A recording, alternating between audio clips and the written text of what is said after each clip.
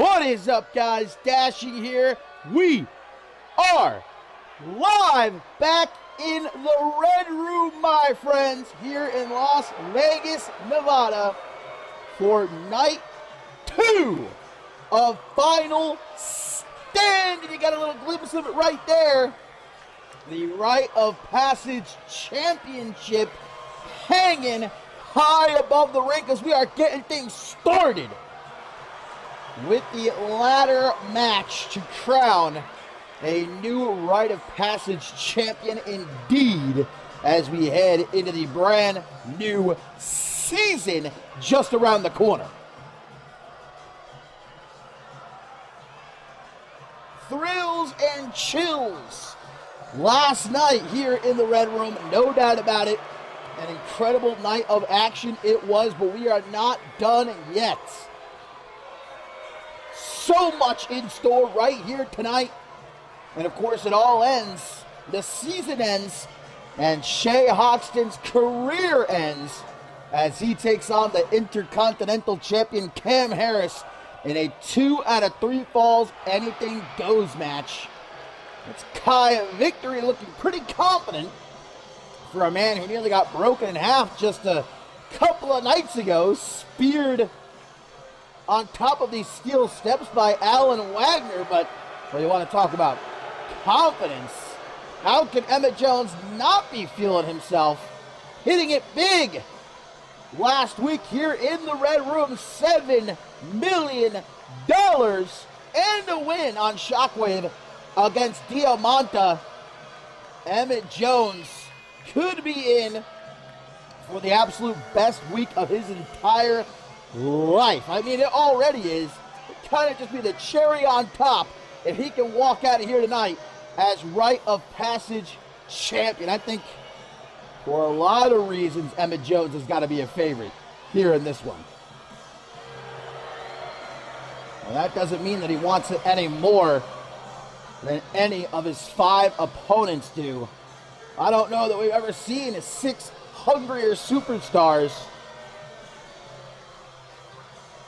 The Red Room might just wind up being the happiest place on earth for young Emmett Jones, if indeed victory comes his way tonight.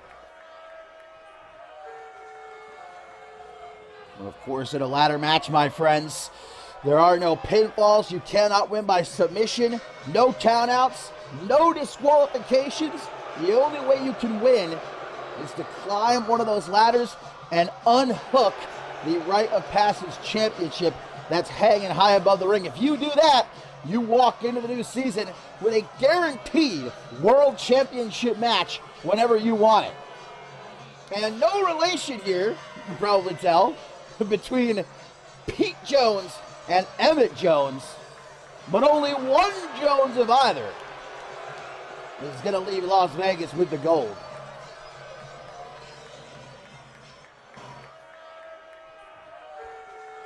Well, last night, my friends, we had all new champions crowned across the board. No champion was able to retain. We're guaranteed to have a new champion here, and we'll see if that trend continues throughout the night. We've got a lot of gold up for grabs here at Final Stand, including the CMV Championship later on as Fidel De La Rosa challenges Schmitty.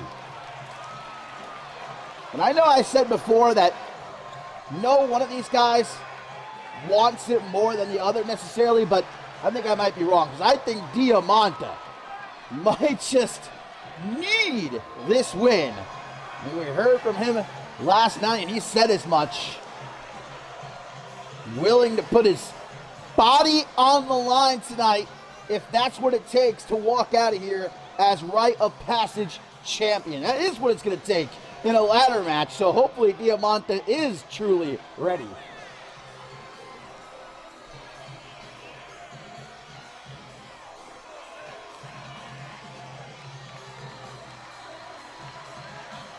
Looking for his first ever taste of gold here in CMV. Kai Victory, of course, a former global champion. Emmett Jones, a former Octane Tag Team champion and Trios champion.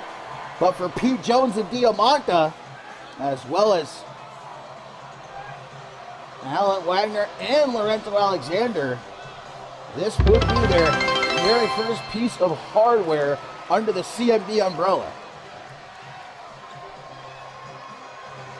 Thank you so much for the subs and gifted subs. Appreciate you all as always.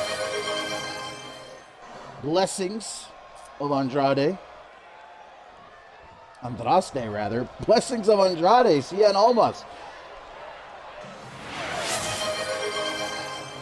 Well, speaking of Alan Wagner, though, guys, couple nights ago on Octane, this man certainly showed out for that triple threat match against Pete Jones and Kai Victory. So most certainly, he's fixing to do so tonight.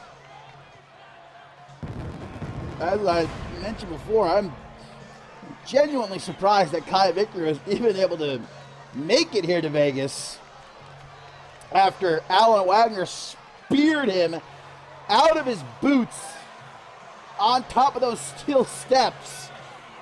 Well, that was just a taste for victory, a taste of what's to come in this one. So sort of appetizer to the main course. But out of all these 6 men, I think Wagner surely has the most momentum in his back pocket.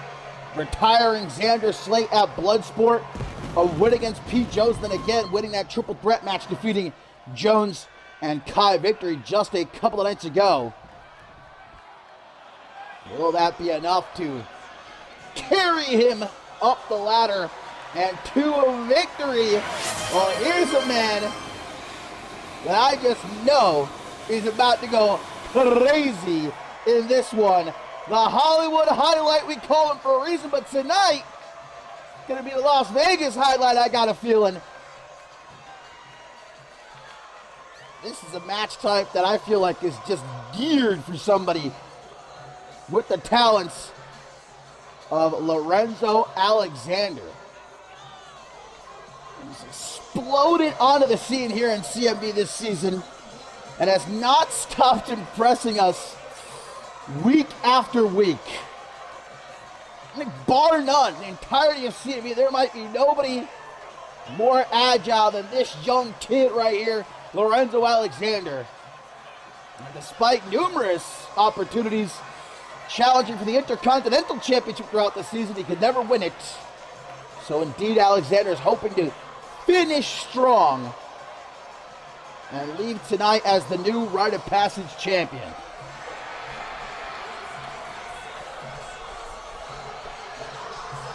Six men, one championship hung high above the ring. Who's leaving Las Vegas as the new Rite of Passage champion? A man that holds that championship can cash it in whenever they want to for a world championship match. But the caveat, of course, as we know, is that the longer they wait to cash in, the more they have to defend it. We've had champions cash in immediately. Look at the previous champion, Ahmed, cashed in only a couple of weeks after winning it, but well, that didn't go so well for him at Bloodsport. It obviously did last night, but you know, some champions, they want to bide their time, they want to wait for the perfect opportunity. But the problem is that the longer you might wait and trying to strategize, it could cost you if you have to defend the championship more and more. Kai Victory is not wasting any time introducing a ladder, setting it up. But Pete Jones is going to be the one to climb it. He's got his hands in the championship already. Please don't let this happen again. Alan Wagner, thank the wrestling gods, going to pull Pete Jones off before he can pull a Dallas Cole, potentially. This Magnificent 8, of course, won that match. And what was it, like a couple of minutes back at Battle Scars. Well, Jones going to go back up the ladder, though. And when it comes to a ladder match, guys, Kai Victory, I think, has to be the undoubtedly favorite. Please, somebody go stop Pete Jones. Why is this happening? Kai, please turn around. There we go. Kai Victory pushing the ladder over. I need these guys. Oh, man, that was like, dude, a couple of centimeters to the left. And Kai Victory would have landed right on top of that ladder. That was, who set up the table? I didn't even see who the hell set that table up. This is a great camera angle. Brilliant cinematography here for Final Stand as Diamante now goes for a ladder, but Kai Victory is there to stop him. As I was saying, Kai Victory, guys, he kicked this season off by winning the Climb to Fame contract. Went on to cash it in and become global champion. It'd be pretty apropos if he ends this season winning a ladder match. And that's why I say he's the bona fide favorite. Certainly my pick. If I'm allowed to be just a bit biased, but here comes Emmett Jones. Walks right into an alley-oop. Alan Wagner now picks up the ladder. Pete Jones back in. Uh-oh, ladders stacked on top of each other. Get a little bit of teamwork attempted, but a meeting of the minds and a cutter from off the ropes takes out Victory. Picking up where they left off in that triple threat match a couple nights going, Octane. Oh, Lorenzo did it. Oh, okay. failing to set up the ladder there. Having some trouble as Kai Victory eats a backpack stunner. Well, this match has already lasted longer than the Magnificent 8 ladder match at Battle Scars, so that's at least got to be something. Alexander going to escape. A powerbomb attempt by Emmett Jones as Wagner gets tossed out of the ring down to the floor. There goes Emmett Jones too. Perhaps Kai Victory is up next. Yes, so only Diamante and Lorenzo Alexander remain in the ring for now. Diamante said that he was very excited to hopefully tangle with the Hollywood Highlight in this match. Might be regretting saying so after this right here. Acai moonsault into the reverse DDT. Alexander's just hopping up like crazy right now. Catchphrase to Emmett follows up with a dropkick to the side of the head. Now here comes Kai Victory. Can he climb his way up the ladder once again? Might this be his last shot to get back to the top of the mountain to become a world champion again? Emmett Jones slammed down, kicking balls first. On top of that steel ladder, not to mention his arm getting snapped by Victory there. Alexander on the rope pulls out a kendo stick and a whack Alan Wagner across the lower back with it. Diamante picks up the ladder in the ring. He's going to try to set it up. He's taking it to the corner. Kai going to stop him. Whatever he was trying to do there. And a shoulder breaker to the young wolf. Emmett Jones sets the ladder up. What's better than $7 million? Well, $7 million and the Rite of Passage Championship. Kai Victory takes him out though, sets the ladder up. Can Victory do it again? Full circle moment potentially for the investor. Says goodbye to Emmett. Diamante's getting back up. Gotta stop him, Diamante. Oh, we're up in the rafters here in the red room. Diamante managing to pull Kai Victory down off the ladder as Wagner with a Chimera Plex to Pete Jones. Straight jacket there. Oh, almost on top of the steel chair. Not quite. Did Diamante just get right back up after Kai Victory hit him with that pile driver? He said that tickled, bro. Diamante, what a beast. He shrugged that shit off. Cam Harris special from Alan Wagner to Diamante laying on top of that ladder. I don't like the way this is looking. What? Did Emmett just slip on the ladder? I think Emmett Jones just slipped on that ladder at ringside. Oh, moonsaults on top of the ladder. What are the rats up to in the ventilation system? Let's find out. These guys, I don't know what they're trying to do with that table over there. Taking turns setting it up. Pete Jones just going off on Diamante right now with these stomps. I like Emmett Jones just patiently waiting for his opening. Tries to close in. Jones to Jones. Snapmare driver for the former Farmer Boy as Wagner tries to psych himself up. Big old slam there by Pete. I'm sure he's still feeling the effects of the Bloodsport match in Mexico City with Big Texas, but nothing's going to stop him from making it here to Vegas. Emmett Jones! He hit the jackpot a few days ago here in the Red Room. Will he again? Reaching for the Rite of Passage Championship, but it's Diamante, the thorn in his side. Knocks him off the top of it. Pete's going to bring that table into the ring finally. Oh, big old discus forearm smash, and down goes Pete. Alan Wagner back in. Good strategy here by Diamante to focus on the legs of his opponents. If they can't climb that ladder, they can't win the match. One power slam. Go spear! Alan Wagner dishing out that spear of his. That's like the 10th time I think Pete Jones has been on the receiving end of that spear over the last few weeks. He's getting speared in his nightmares, I think, as Kai Victory just throws the table at Alan Wagner. Victory's been busted open. Not sure what did it. Diamante throws Emmett Jones down onto the velvet carpeting. Stun set strip to the investor. Lorenzo going for the ladder. Pete Jones has got one as well. Lorenzo going to set it up. I'm not so sure about that position, but Lorenzo is quite an athletic man. Maybe he can make the jump there. I don't know if I would advise doing that. Well, he's going to go for it. Looks like the championship is swung to the side, and Lorenzo's got his hands in the championship. The Hollywood highlight. Everyone else is busy, but Wagner, just in time, he's still hanging on. Powerbomb on the ladder. Jesus Christ. Lorenzo had it, man. Had it in his hands, but Alan Wagner, what a insane save that was. Kai Victory now the only man in the ring. Yeah, take yourself a little bit of a break. Man, he's got a grotesque looking gash across his forehead. Maybe he could have actually won the match there instead of chilling out, but another powerbomb from Wagner. No, Wagner, no! Not on the ladder! Diamante! Diamante's neck just snapped, crackled, and popped. Good God, man. See ya, Diamante. I don't think he's getting back up. That might be rest in peace, Diamante, right there. Holy shit, man. Brain buster by Emmett Jones. How is Diamante back up? How? And breaks up the Chimeraplex attempt. Damn, Alan, you're gonna have to go try to break my neck, brother. Boy, I'm gonna throw him out of the ring again. Better watch yourself or I really will break your neck. Kai has been putting that table to expert use throughout this match. Big old crack down the middle of it now. Oh, Pete Jones gonna immediately knock it over as he slides back into the ring.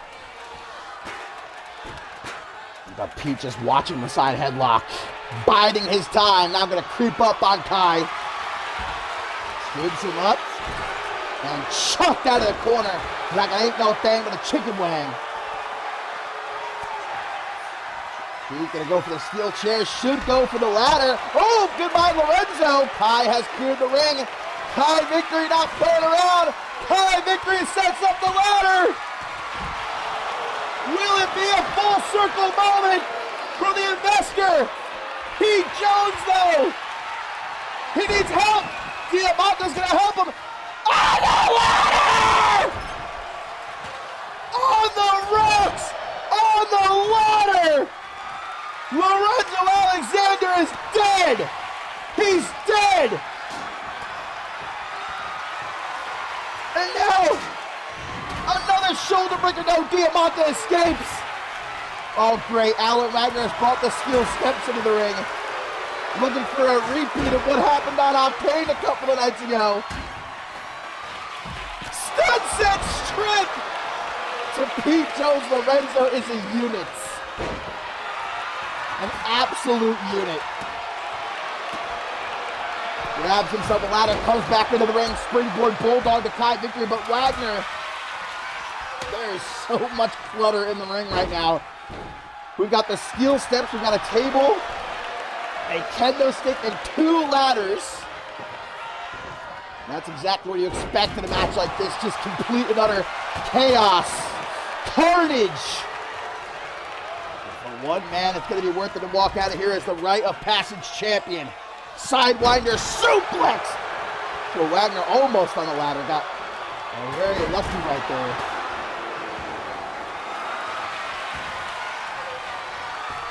Scooped up, another running power slam from the Luchador. Almost every man in this match at this point has had their hands in the championship. Taken down hard is Alan Wagner. As old Petey picks up the ladder. He can't set it up though because Wagner's in the way. Wagner's unconscious body is in the way. Right underneath the championship. Sleeper! Diamante's looking to put Pete Jones to sleep. You can't win by submission, but if he can knock Pete Jones out, that eliminates one of his opponents. Night, night, Pete Jones. Sweet dreams, Bubba. Diamante and Alan Wagner with some teamwork to take out Kai Victory. Whoa, where's Lorenzo Alexander going? May have just shattered his kneecaps. Kai Victory looks exhausted. Blood just pouring down his face. Not a single one of these guys can be walking out of here tonight physically feeling good, but one of them emotionally certainly will. And Kai Victory sets up the ladder, but Wagner's trying to cut him off. Kai throws him face first into the rungs of the ladder. They gotta make sure he does not interfere again. Going for the pile driver, but counters it as Alan Wagner. Emmett Jones now back up, trying to outmaneuver Wagner. Kai says, "Fuck you two, have fun." Up the ladder he goes. Emmett's got to stop him. He might need some help. No. Able to topple the ladder. And so down goes Kai Victory with it. Knee to the side of the head knocks Jones down. Pete popping back into the ring, so they're trying to pick up that ladder. Or maybe not.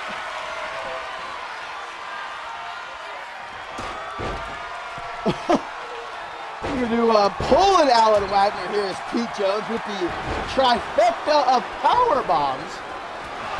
Oh, another spear! You've got to be kidding me. Pete Jones is going to need a rib replacement. Is that a real thing? I feel like it probably is this day and age. He's going to need a new set of ribs after what Wagner's done to him over these last few weeks, dude. Lorenzo back in, Diamante there waiting for him. Elbows down to the side of the head. The Hollywood Highlight gets himself down onto his own 2 feet. He's going to take Diamante for a walk over to the ropes. What is he doing? Saying how do you do to some fans in the front row. Stun set strip with some sauce on it. A little bit of extra sauce. Slams Alexander down, face first. There's Kai Victory gonna pick up that ladder now. Seems like everybody else know Emmett Jones is still up and kicking. A Bulldog takes out Kai. This could be Emmett's chance. Emmett, this is your chance. He's clearing the area. Emmett up the ladder. Emmett up the ladder. He's got the title. Emmett Jones. Emmett Jones. Emmett Jones. No! So close. Another couple of seconds, dude. And Emmett Jones, I guarantee, would have been able to pull the championship down. Well, this is the best angle yet here. Oh, Pete! Pete! Well, it might not be Emmett Jones, but it might be Pete Jones. Pete's got the title. Pete Jones! Pete Jones is the new Rite of Passage champion.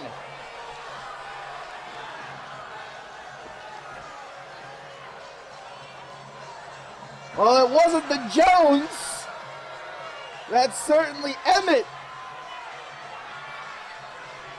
Or the rest of his family, for that matter, was hoping would win this matchup. But Pete Jones sweeping up to end the season as the new Rite of Passage champion.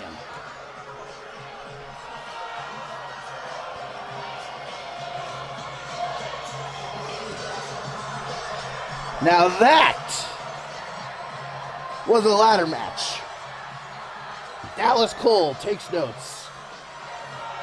This was probably the moment of the match for me.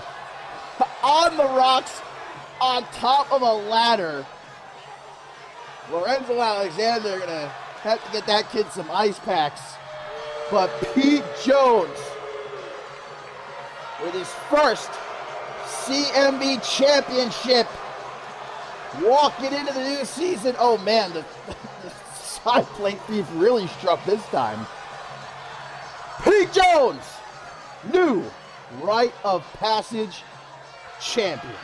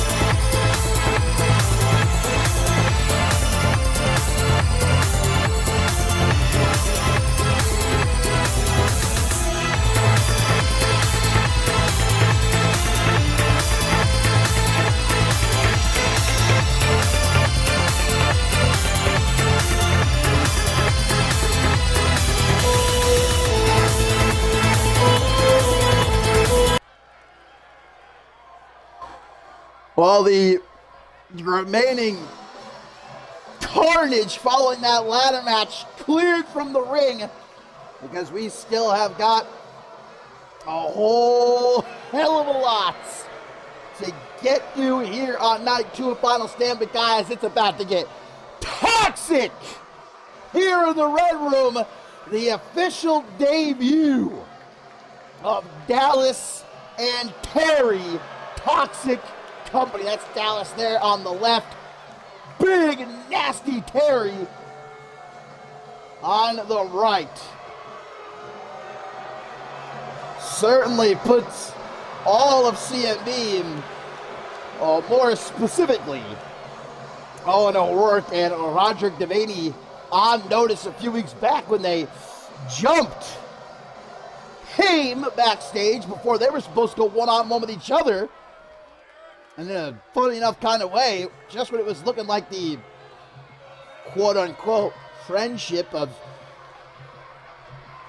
O'Rourke and Devaney might be going down the drain because of Toxic Company, they came together. Even went so far as to give themselves a name and all.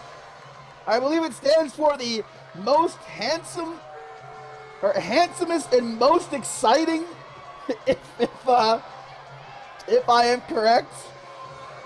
I don't know about handsomest. We're gonna find out about most exciting. I can't be honest with you.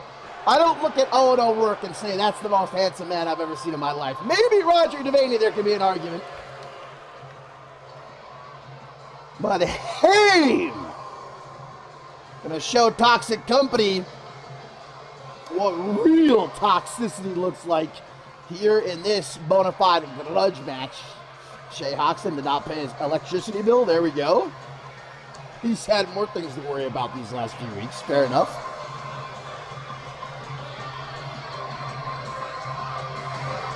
Well, guys, Terry and Dallas, I mean, if you don't know about these guys, they were literally kicked out of Japan's wrestling scene for being too toxic. And that's not just out of the ring. Just look at a couple of days ago what they had to say about O'Rourke and Devaney, but in the ring, more specifically, they don't give a, pardon my French here, Thea, shit about the rules, and most certainly about the well-being of their opponents. I'm honestly surprised that Adam Valentine gave them a contract, but he did at the behest of O'Rourke and Devaney. They told Adam Valentine, sign these guys so that we could get a match with them, and Valentine was hesitant, but gave them what they wanted, and now we're going to find out if they'll live to regret it. Dallas getting things started against Owen O'Rourke. Some stomps to the chest. My man Dallas here rocking some clown shoes. Please don't tell him that I said that, as he sends O'Rourke into the corner. Very early tag attempt, but O'Rourke not going to let it happen.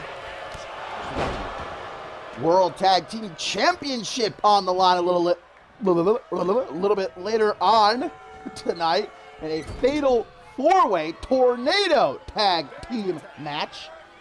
Joey Bacon and Carlos Corvo, Nathan White and Brian Dynamic, the Bromancers, all challenging the Charm City Kings. Nice teamwork there by Haim. Doesn't exactly roll off the tongue, but tag made to Terry. This guy looks like he would be better suited, I don't know, working as an undertaker or something. Wouldn't be surprised to walk by the graveyard and see him digging some graves. This is a terrifying looking man. Even more terrifying in the ring, I assure you. There's a reason they call him Terrifying Terry. Look at this, some more teamwork by the most handsome and most exciting tag team you've ever seen in your life. An alliance that initially formed when Roger Devaney paid Owen O'Rourke a crisp $100 to watch his back, help him out from ringside in his matches, has certainly evolved. And like I said before, it's kind of thanks in large part to Toxic Company deciding to, well, make their presence felt at the expense of O'Rourke and Devaney a few weeks back. You can't say it didn't work, though. I mean, look at these guys show up. They beat up a...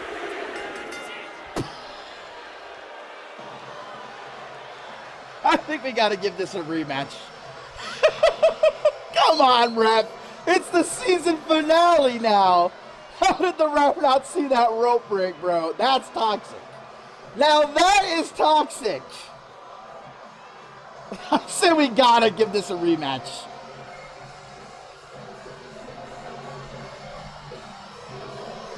Well, here you can see the replay. Owen O'Rourke very obviously grabs the bottom rope. I mean, he did grab it late, to be fair. But the ref should have seen how, come on now.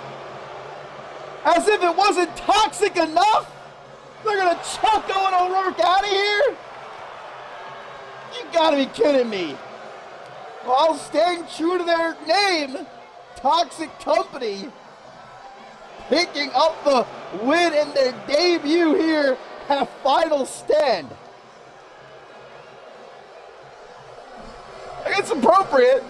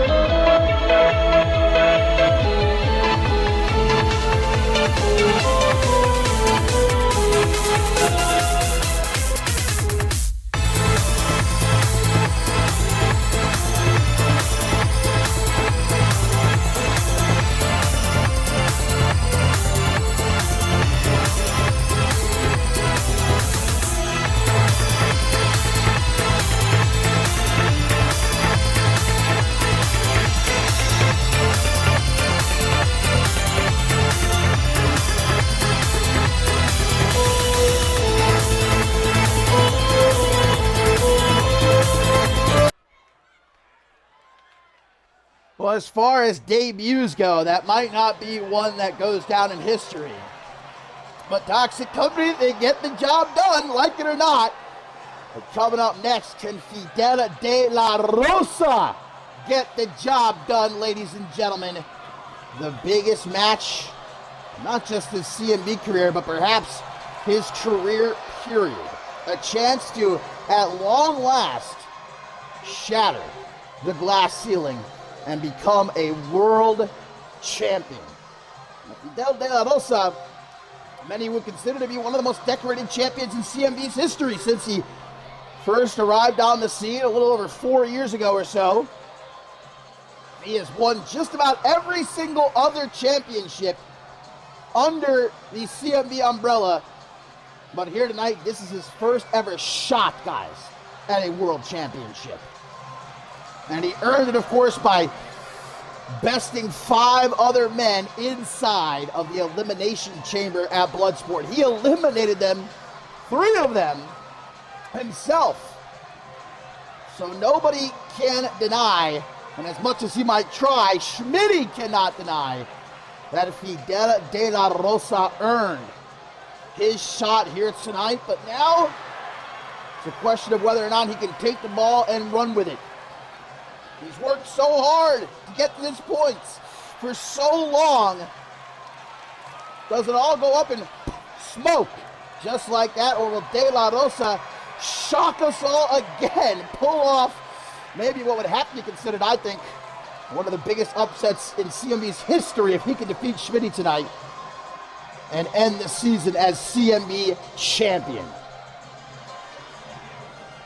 When it comes to Schmitty, guys, when it comes to the game changer, there is always an ace up his sleeve. And I hope that De La Rosa is prepared for whatever might come his way. Because the game changer is not going to let that championship get taken out of his hands so easily. The Hall of Famer, returning after years away from the ring, to what he even admitted himself, a lackluster performance at Ascendance 13, losing to Shay Hoxton. But did he tuck tail and run? Did he quit? No, he got in the gym. He even trained with Blood Angel, and he came back better. He came back stronger, and he beat Shay Hoxton in that street fight at Attack on Australia. Still Still a lot of pending lawsuits, but I digress. And then he went on to win the Royal Rumble match at Mob Violence. And then he went on to defeat Blake Virtue at Validation to become CMV champion once again. And now in his first defense, he faces somebody he said himself he doesn't consider to be worthy of getting in the ring with him. But that's not for Schmitty to decide. De La Rosa beat out 5 other men inside of the chamber to become #1 contender. So whether Schmitty likes it or not, he might not have to show up on the weekly shows, but he does have to show up to defend that championship. And that's what he's looking to do here tonight at Final Stand. The underdog against the established veteran who walks into the new season with CMV's crown jewel.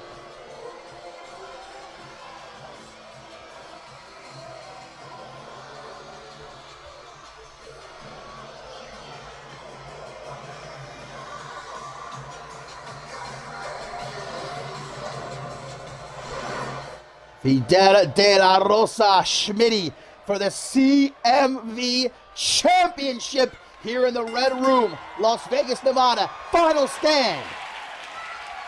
Of course, we had 2 new world champions crowned last night.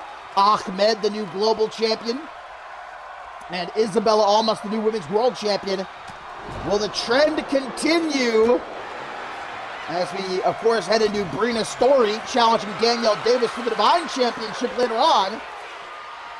Not to mention our main event guy, Shay Hoxton's Final Stand as he takes on the Intercontinental Champion, Cam Harris, and a 2 out of 3 falls, anything goes match. Cheap shot, not the first time, but the second time. I was about to say, wait a minute, Schmitty, perhaps playing it clean here? Cannot be. Oh, again, gonna shove De La Rosa into the corner. Able to overpower. Oh, and another cheap shot. So now Schmitty, this just shows you the lack of respect he has toward his challenger, De La Rosa. The referee admonishing Schmitty is really trying to get himself disqualified, it seems like, in the opening moments of this match. Now a choke in the corner. The referee showing some leniency for this world title match, but Schmitty's only going to be able to push him so far. And now he follows up with a knee drop. Vintage Schmitty always enjoys that more methodical pace, but I'd say it's especially smart here against someone as fast and with such reflexes as Fidel De La Rosa. And Schmitty might not have admitted it to De La Rosa's face, but you know he's watched tape. He's studied De La Rosa. He's prepared. He knows that De La Rosa's submissions are his deadliest weapon, the game changer. He's going to try to avoid getting taken down to the canvas at all costs here. Damn, we're getting into it heavy here. Pretty early on, big kick to the gut and elbow. Right to the back of the head, follows up with some repeated stop. Remy Martin? What the fuck is Remy doing out here? His match was last night. It looks like he's... What? I told you Schmitty had an ace hidden up his sleeve. What is Remy doing? Is Remy Martin in cahoots with the CMV champion? Well, that should be a disqualification first and foremost. But like I said, I suppose the ref is showing some leniency, as this is the CMV championship in the season finale, but that was pretty much as blatant as it can get. De La Rosa, if Schmitty hadn't already gotten under his skin before now, certainly that's the case here. He's gonna fire back. Big kick upside the head. And I guess De La Rosa saying, if you ain't gonna disqualify Schmitty, you ain't gonna disqualify me. Grabs a kendo stick, and the ref is letting it rock. What is going on here in the Red Room? I guess we've got ourselves a no disqualification match. We can't have any matches ending by disqualification or count out. I mean, I didn't think this is no DQ match. I don't know if Schmitty potentially slipped the referee a crisp 100, pulled the Roger Devaney or what. De La Rosa! With that boot! Right between the eyes of Schmitty. And a hook of the leg only leads to a 2 count though, but there's that submission. Dragon Sleeper gets locked in. Let's see, De La Rosa's just trying to go hard in the paint after getting caught off guard by Remy Martin. Of course, Remy Martin and De La Rosa, no strangers to one another, fighting for the Intercontinental Championship earlier this season. In fact, Remy Martin defeated De La Rosa to win the championship. Nice counter there and a roll-up. Schmitty with the roll-up and okay. So, no disqualifications, but you're going to call a rope break? Come on now. It's pretty obvious this referee is crooked. I mean, we are in Shay Hoxton's casino. I guess that's to be expected after all. I bet that referee did see that rope break in the tag team matchup. Now that I'm starting to think about it, maybe just decided to ignore it. Big fisherman's driver, though. As De La Rosa goes off the ropes, the CMV Championship is on the line. And Schmitty was about to make sure by any means necessary De La Rosa did not walk out of Las Vegas as the CMV champion. And that contingency of Remy Martin hidden away in his back pocket. I'd say most in De La Rosa's position might have crumbled. Might have been done and dusted right there. Ooh, Schmitty's been busted open. Another roll-up. Well, no rope break this time. One, but a 1 count only. Hang on counters into a jackknife cover. Middle of the ring. But Schmitty's able to get him up. Catches him with the backslide now to retain the CMV Championship and a kick out at 1. But De La Rosa, it's like I said before, he's worked too hard for far too long, for years, to prove himself capable of being in this position as a top contender, to be a world champion here in CMV. He's not going to let it fall away from him, no matter what Schmitty might have planned. Look, I wouldn't be surprised there's something else Schmitty might got for De La Rosa here. Up to the top, as you can see the blood. Neck breaker from the top rope. De La Rosa down, but a kick out at 2. Schmitty now again tries to slow things down, put the pace at something that would benefit of another kick. De La Rosa out of nowhere. Is he going to do it? Oh my God. Oh my God. And listen to the fans, guys. They want it. They want it for Fidel De La Rosa. They're chanting one more time. I don't think Schmitty's going to let that happen. You know what they say, third time's the charm, but only if you can get there. Old school Schmitty! And no risk of a rope break here. Not that the referee would even bother to see it anyway. 1, 2. De La Rosa, like a pebble in Schmitty's boots. Trying to add insult to injury there. Dragon's Career. Pops right back up. De La Rosa, there's no time to... Surasi driver! But De La Rosa, not done! Hits him with the swing and reverse STO! Schmitty, you gotta be joking! How the fuck did he kick out of that? De La Rosa has hit Schmitty twice with the rocket kick, the Surasi driver, the swing and reverse STO, man. Everything we've come to expect from De La Rosa. All the classics, man. And the game changer refuses to stay down, but man, Schmitty, his elbows to the side of the head, gets himself free, drops down to the hand, looking for old school Schmitty again, I think. But De La Rosa was able to, by the skin of his teeth, avoid it. Knee to the chest, takes Schmitty down. De La Rosa off the ropes. And knee to the side of the head. Both men are bleeding. This has become a relatively hard-hitting match, which is not what I was expecting. But needed the gut. I think De La Rosa was trying to get him up on the top rope. Now Schmitty mocking him from afar. We're going to close in. Back elbow. Takes the challenger off his feet. Schmitty says, where the fuck do you think you're going, buddy? The rear naked choke is locked in. Schmitty's got the rear naked choke. Middle of the ring. Not that a rope break would matter, apparently, in this match. The rules are just being tossed out the window or enforced at will by this referee, it seems. Willy-nilly. Whatever she... Oh! What?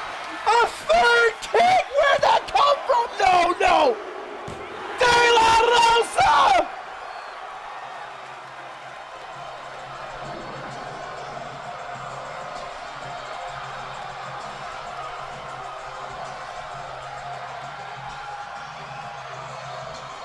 There is a curse in the Red Room, man.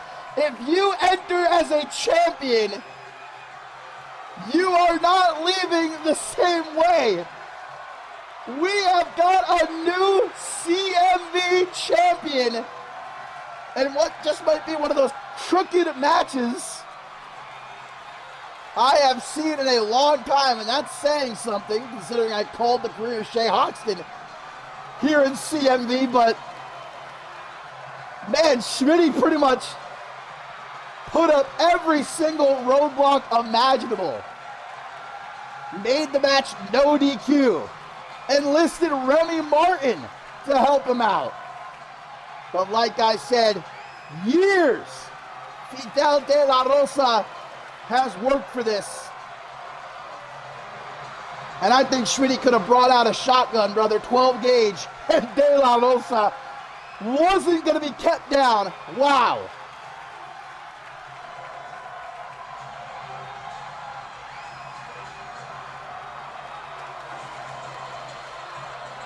Fidel De La Rosa is the new CMV champion here at Final Stand. And now Danielle Davis, man, has got to be biting her fingernails in the back right now. 3 world champions here at Final Stand losing their gold. Danielle Davis is the last one standing. Will it be a complete and total sweep here in the Red Room? We're going to find out later on. But for now, man, congratulations to Fidel De La Rosa, the new CMV champion.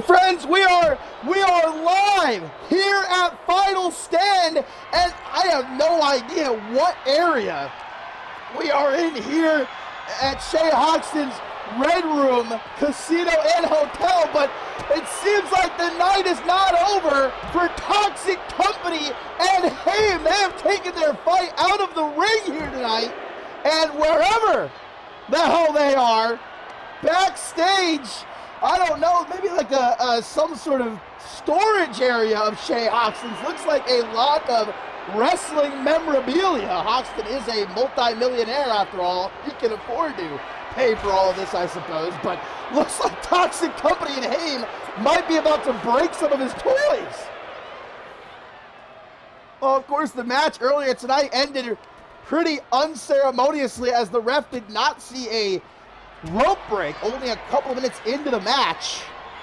And so Toxic Company won in pretty apropos fashion, but I suppose Haim weren't about to be punked out like that, so they're catching Toxic Company off guard, just like Toxic Company found them lacking a few weeks ago backstage on Octane. Just threw Owen O'Rourke into that storage shelf, did Dallas. Here's terrifying Terry now with a punch to the cock and balls of Roger Devaney. I don't know whose guitar that was. Might have been one of Big Texas's. Oh, looks like Terry's. Oh, what the hell? Come on, that's Hoxton's trophy case that Dallas just shattered. Well, looks like Terry's turning his attention back toward poor Devaney over here. Nope. He can't decide. He can't decide who he wants to beat up here. Oh, here comes Owen O'Rourke now. Looks like he's managed to ditch Dallas, coming to help Roger. Big knee to the side of Terry's head. I don't know how long we can keep up with this. We still have a show to get to. Up next is, well, it's supposed to be the World Tag Team Championship match, but oh, Owen O'Rourke grabbing Terry by that greasy hair of his. Hockey stick! That's Shay Hoxton's childhood hockey stick. Scooped up. Where is Devaney trying to take? Oh, they're both of them carrying Toxic Company all the way up here. Damn, Hoxton has his own ring? His own wrestling ring? Scooped up. And a shot to the back of the knee. Well, we know, of course, Shay Hoxton owns the Red Room. It's not like his security, I'm sure, is not in any sort of rush to break this up. Why would they be? They're probably just as corrupt as every single official appears to be, as you've seen throughout the night already. You walk into the Red Room, man, there's just there's an aura of corruption about it. O'Rourke maybe looking to take Terry over to that ring. I don't know what the hell Dallas and Roger Devaney are getting up to over there. Oh, it looks like Devaney's trying to pin Dallas. Is this a match? Are these guys just having their own match? Oh, well, now Terry's going to try to roll him up, but Owen O'Rourke comes over to break up the pin. Oh, no. Terrible Terry might be looking to powerbomb Owen O'Rourke on the... That's just concrete. That is a concrete floor. Does Shay Hoxton have a giant metallic fist? What the fuck is that? Such an enormous fist on some sort of, like, what do you call it, like a pallet jack or something. This man collects some interesting things, but I don't judge other men for what they might be into. Well, now we're in a ring. No ropes here. A ring, though. Future Shock. DDT takes out Terry. And what has become an impromptu match, I guess. Kicks him right between the eyes and looks to pin him. But only a 2 count. Who's counting? There's some disembodied voice counting the pins here. Oh, no. Owen O'Rourke avoiding potentially getting... What is Roger Devaney doing? What is this man doing? Terry is pulling something out of his jaw. Brass knucks! Terry tried to pull out a pair of brass knucks But Roger Devaney knew it was good. Oh, and threw him right into that steel ring post. Kicks out this Dallas of a pin attempt. Whoa. Whoa! Belly to belly! Off the side of the ring, down onto the concrete floor, went terrible Terry. Well, Dallas and, oh my God. Terry's been busted open. Devaney just fucking chucked Dallas like a fastball into that steel ring post. God, Hoxton's not going to be happy about this. I don't know that Toxic Company and Haim, even if they put their funds together, will be able to pay Hoxton back for all this damage. I mean, we know for a fact Roger Devaney at best might have $100 to his name, but I think that was his last $100 he gave to Owen O'Rourke a couple of weeks ago. So, and Toxic Company, they strike me as a couple of guys who don't really care too much about the money. The only thing they care about first and foremost is spreading their toxicity to every corner of the globe, but now they've come to CMV. Oh, nice little close-up of Devaney's face there, just popping into screen. We're trying to take Terry now. Dallas with some elbows. Tries for a running knee. Owen O'Rourke coming to help out his boy, but didn't need to. I don't know how handsome they're going to be by the end of this brawl. Look at Hoxton's gym set up here in the foreground. This man's really got it all. This is a real playground for any wrestling fan. I don't know if I'd describe what we're seeing right now as playing. Exactly the opposite. Oh, look, this Hoxton even has his own cleaning bucket. Oh, it's going to be needed by the end of this. Right by the back of the head is Owen O'Rourke. Gets back to his feet. Sheeran knew he perhaps attempted to turn into a power slam by Terry, who drops into the pin. Again, I don't know who's counting these pins. Maybe Shay Hoxton up in the rafters or something, just shouting down. Gerald Foster watching from the rafters, counting the pins. Was that who that was? Which one was that? The guy, the CMV guy who just sat up in the rafters and never really said anything. I don't remember his name. I think Gerald Foster was the artist, if I recall. Taking that steel ladder, I guess a backup for our Rite of Passage Championship ladder match earlier tonight. Got something to spare. Devaney with a poke to the eye. Oh, there they are. Let's say, where are Dallas and Owen O'Rourke? What a save. What a save there from Roger Devaney, the legend that he is. Dallas wanting to get Owen O'Rourke back into the ring. He's just going to ute him into Shay Hoxton's personal ring. Could have put some ropes on it. How are you just going to have your own ring and not bother to put any ropes on it? Whoa! O'Rourke taking a big old dive. Looks like Devaney's going to try to steal the pin from him. Oh, and I guess Dallas is eliminated. That was a 3 count. I don't know in what sort of way this counts toward anything, but let's just go with it. Dallas, so Terry's on his own now. I guess this has become a handicap match. Big old hatch suplex. Well, Toxic Company thought they were going to make easy work of Haim. But Roger Devaney and Owen O'Rourke are fixing to make them regret coming for their skulls. O'Rourke can't decide if he wants to stay in the ring or not. They are tweaking a little bit. They have taken one too many hits to the head, I think. What to do? They're confused. Terry, you gotta help them. Devaney with a belly-to-belly overhead. He's figured it out. He got there. He got there eventually. Well, Dallas appears to be out cold. I don't think, even though he got pinned, I don't think he's getting back up anyway. Oh, my God. Oh, onto the steel steps.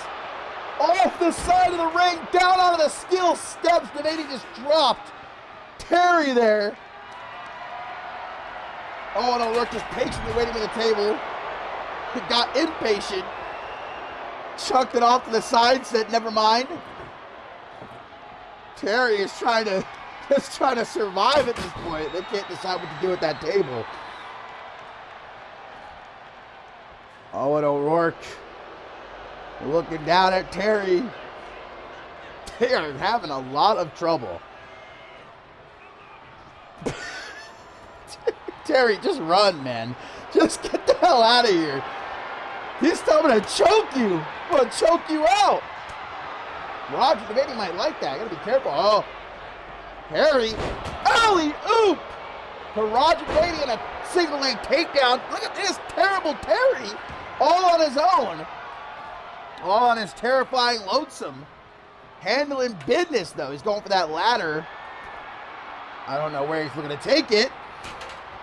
O'Rourke going to knock it out of his hands. Headbutts from the thick-headed Irishman.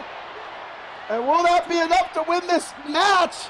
Yes, it will. Haim, the most handsome, the most exciting tag team in the world, gets some revenge against Toxic Company here tonight, I guess.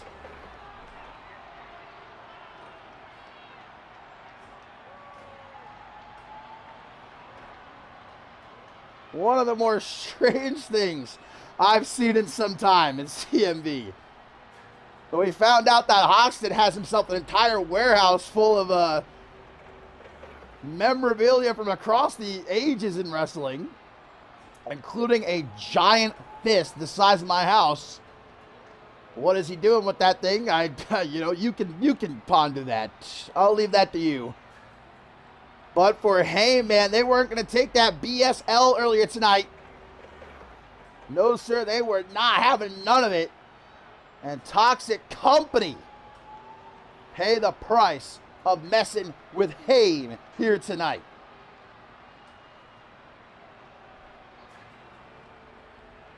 Now, hopefully we can get back to the actual show.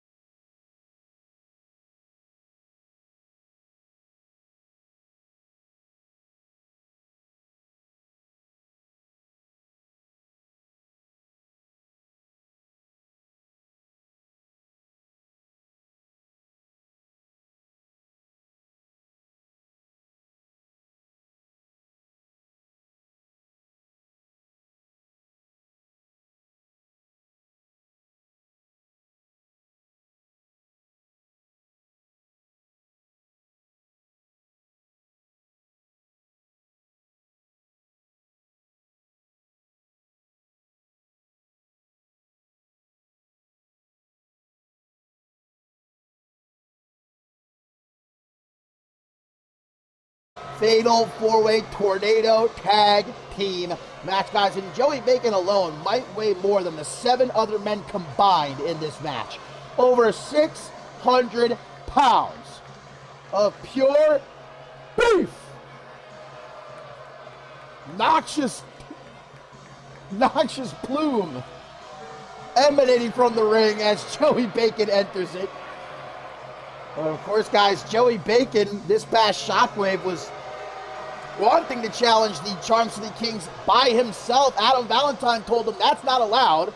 He'll give him the match, but only if he can find a partner. Joey Bacon could not, so Adam Valentine found a partner for him. Turned out to be this man, Joey Bacon's arch nemesis, the KO Kid Carlos Corvo, but the two just could not get on the same page, and well, Corvo refusing to tag out to Joey Bacon in the end cost them the match. The Charm City Kings were able to retain. And this came after we had Nathan White and Brian Dynamic and the Bromancers interfering in the match, which of course led to a sort of food fight breaking out later in the night between all 4 teams. Bacon told Adam Valentine he wanted another shot, but this time on his own. Valentine told him, no, I'm not letting you challenge for the tag team titles by yourself. So Corvo strolled up. He said, look, we messed up tonight. Maybe I messed up, but let's run it again. And this time, let's put our differences aside and let's focus on getting the job done. Bonded over some food in the end. See, that's the way to Joey Bacon's heart. If you really want to avoid him squashing you, just offer him some food.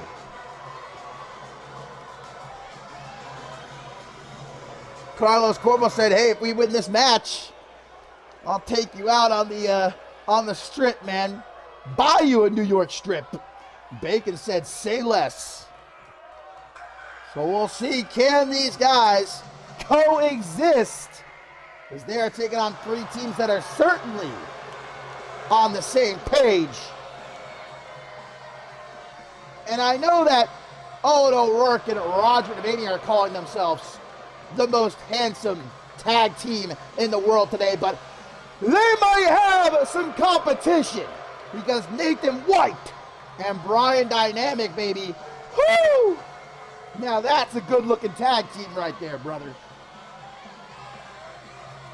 Dynamic has sort of taken Nathan White under his wing over the last few weeks, trying to show him the ropes, train him to be a real wrestler. Of course, Nathan White, when he first came to CMV, he wasn't really interested in being a wrestler. He was just kind of joining his brother Calvin Adams along for the ride, if you will. But well, after realizing how much of a natural he is in that ring, decided to stick around. Dynamic obviously saw it as well, trying to mold Nathan White, take him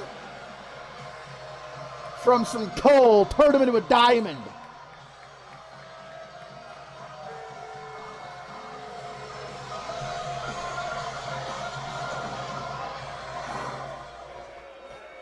But if there's a team, guys, that has proved to us, I say over the course of this entire season, but definitely over just these last couple of weeks, that they have what it takes to be the team here in CMV, you need not look any further than beautiful boner ass and sexy erection, the Bromancers. Sick of people not taking them seriously, trying to prove that you can look good and kick ass at the same time. Did they come up short against the Charm City Kings? Sure. Did they take the hell going against Nathan White and Brian Dynamic this past Shockwave? They did. But in both those matches, they did not go down without a fight. 2 humdingers. And now the Bromancers are going to try to grasp this opportunity that's before them, jerk it, and walk into the new season as World Tag Team Champions. But indeed, will they be able to firmly grasp it in their hands, or will it slip through their baby-oiled fingers once again?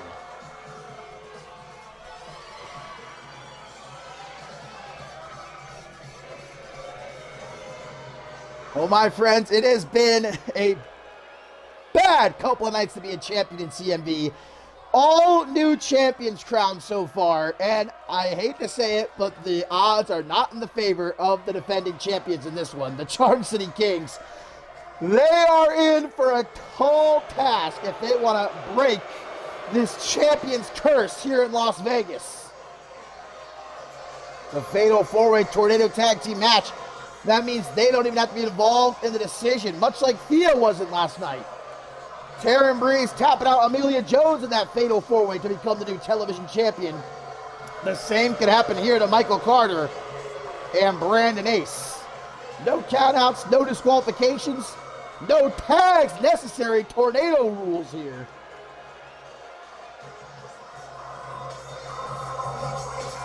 As up next, our tertiary main event, guys, we'll see the Divine Championship on the line. Brina Story challenging Danielle Davis, the last standing world champion here in the Red Room. Still also have that all-star triple threat match. Bob Luger, Troy Cole, and Aaron Stone to come before we get to our main event. And Shay Hoxton's final stand against the Sin City Savior, Cam Harris. Of course, Cam Harris of the Second Estate, I'm sure is in his locker room right now preparing for the main event, but cheering his boys on, hoping that the Second Estate walks into the new season with all of their gold still. So here we go. If we haven't already seen enough chaos tonight, I can assure you this one's going to be off the wall. No countouts, no disqualifications. Joey Bacon and Carlos Corvo, Nathan White and Brian Dynamic, the Bromancers, and the defending champions, the Charm City Kings. This is not elimination. First team to win by pinfall or submission in the ring leaves Las Vegas with the World Tag Team Championship. Beautiful bow. Mixing it up with Brian Dynamic, turning a nice Hangman's neck breaker. Man, Michael Carter and Joey Bacon themselves, guys, weigh nearly a ton. And then you got 6 other men in that ring. I know that Shay Hoxton had this ring, I believe, triple reinforced, just to make sure we don't get another Ascendance 13 occurrence here with Joey Bacon collapsing the ring under him. Looks like the Bromancers are taking an early break here. Carlos Cuomo rolling up Brandon Ace, kick out at 1. Joey Bacon spent most of his CMV career as a part of the tag team, alongside El Jefe and Vintage, and then Quantum, Kings of the Kitchen, but he never won the World Tag Team Championship gold. Vintage did win the X-Gen Classic, the one and only X-Gen Classic, but never tag team titles. Carlos Corvo, meanwhile, a former Octane Tag Team Champion. This, of course, will be the first championship, period, for both Nathan White and Brian Dynamic here in CMV. The same goes for the Bromancers. This is the second reign of the Charm City Kings as World Tag Team Champions. Their first reign, of course, came at, I believe it was it Ascendance 13? They won that ladder match, I think, right? Vintage dashing memory, that wasn't even that long ago. That was like 4 months ago. I can't remember. Michael Carter just chucking E-Rex Sean out of the corner like a rag doll. As you see Bo down on the outside, looks like Michael Carter's coming to play with him. Want to say Michael Hawk. Rest in peace, brother. Never forget. Into the pin to retain, but Joey Bacon saves Carlos Corvo. No choice but to. You know, we talked about it extensively on Shockwave a couple days ago that, you know, throughout CMV history there have been tag teams where the members despise each other. You think of the bickering duo. You think of Divine Affairs. The Bloody Brick Chris Angels and Paul Devine, they hated each other, but they came together and they won Tag Team Championship gold here in CMV. You don't have to be best friends to have chemistry, to be an incredible tag team. So if Corvo and Bacon just stop themselves from wanting to beat the hell out of each other for a minute, they might actually be a phenomenal team. We saw glimpses of it in that championship match a couple nights ago on Shockwave. But in the end, Corvo's pride got the better of him. Hopefully that does not happen again here tonight. Carter pitting Brian Dynamic to retain, but a kick out at 2. Nathan White almost got sent up into the rafters right there. Big fucking toss, but Bacon's in to break up the pin.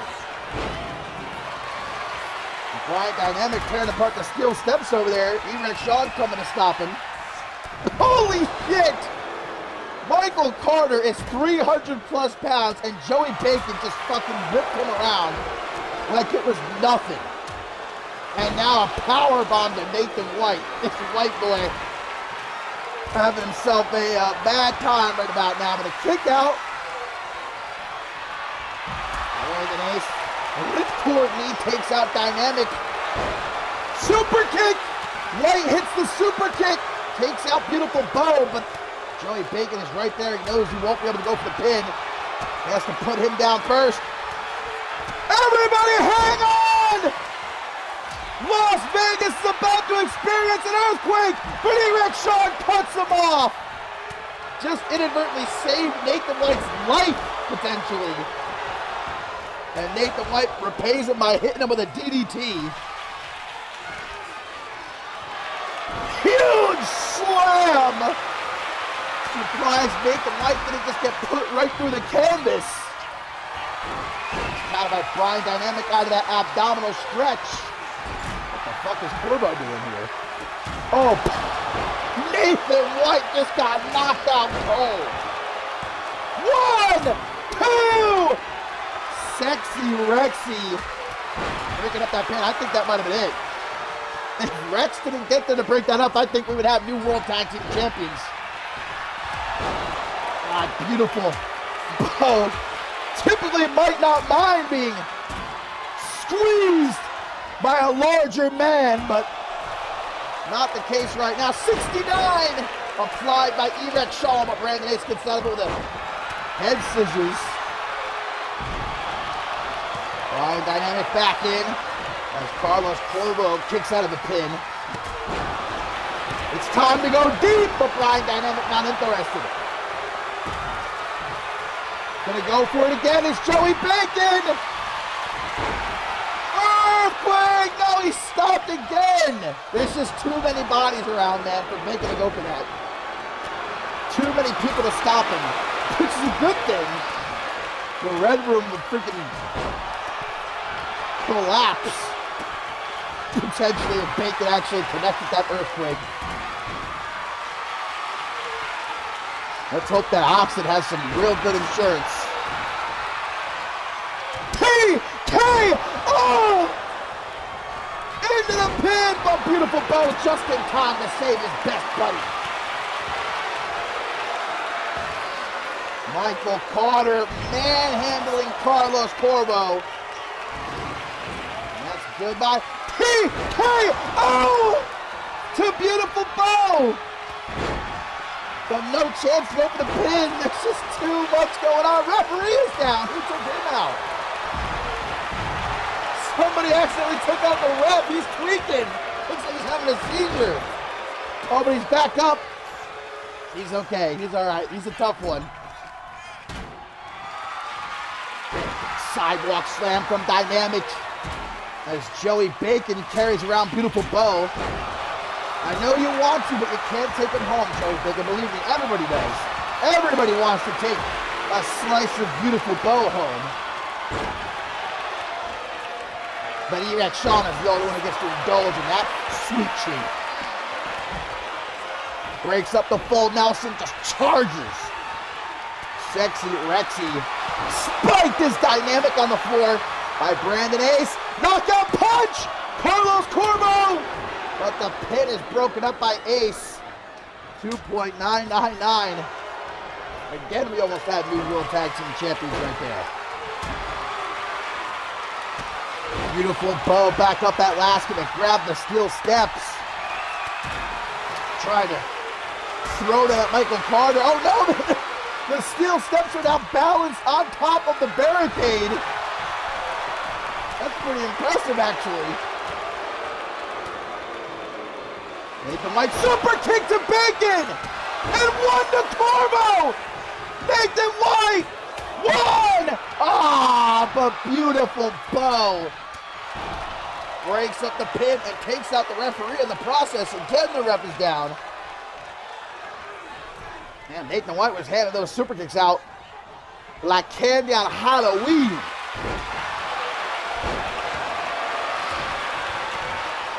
Drops to the outside. Now this White referee needs to get his ass back up.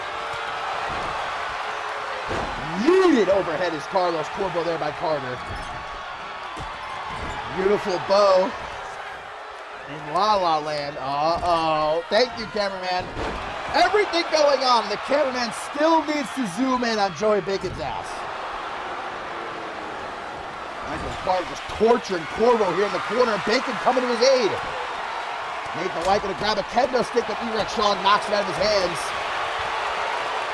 Oh my God. I just felt the arena shake. World's strongest slam to Michael Carter. But this freak of nature kicked out. Spine buster with sexy Rexy. Carter now just falls into the pin. But breaks it up to Nathan White. The Red Room literally just shook. Its foundations wobbled. Oh, Baconator! But everybody coming together to break up that pin. Oh, crossface, crossface, crossface! Nathan White comes, and the Charm City Kings, against the odds, are still the World Tag Team Champions. The curse is broken.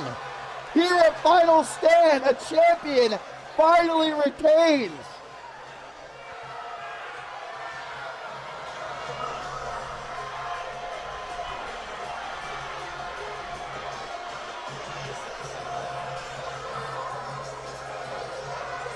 Insane indeed. But as to be expected, just a good old-fashioned clusterfuck. Or as we like to call it in CMV from time to time, a fuckfest. But the Charm City Kings proving why they are the best tag team in CMV once again. This was crazy by Nathan White, man. But there was the crossface locked in. Nathan White tried to hang on for as long as he could, which wasn't very long at all. And the Charm City Kings are still the World Tag Team Champions heading into the all-new season.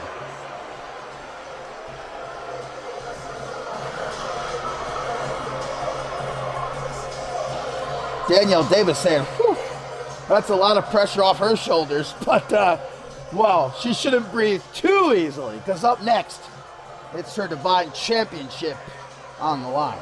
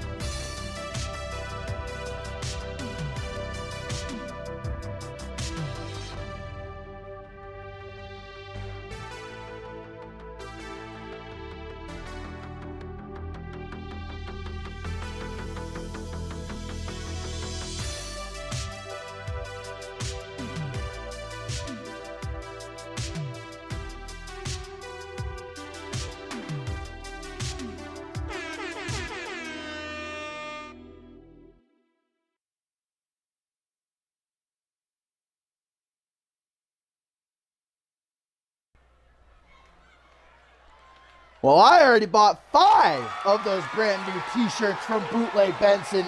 They don't fit very well, but they are Egyptian cotton. I believe made in Cole Savage's warehouses, but I digress. Congratulations again to Isabella Almas, the new women's world champion. The guys coming up next, our tertiary main event. Here on night 2 of Final Stand, are we going to have a new Divine Champion crowned? The Champion's Curse we just saw broken a few minutes ago here at Final Stand as the Charm City Kings, the only champions so far to successfully retain their titles. Every other champion has faltered. Will Brina Story put things back on course? We're about to see if it's going to be a storybook ending for Brina this season, or if again Danielle Davis will have the last laugh.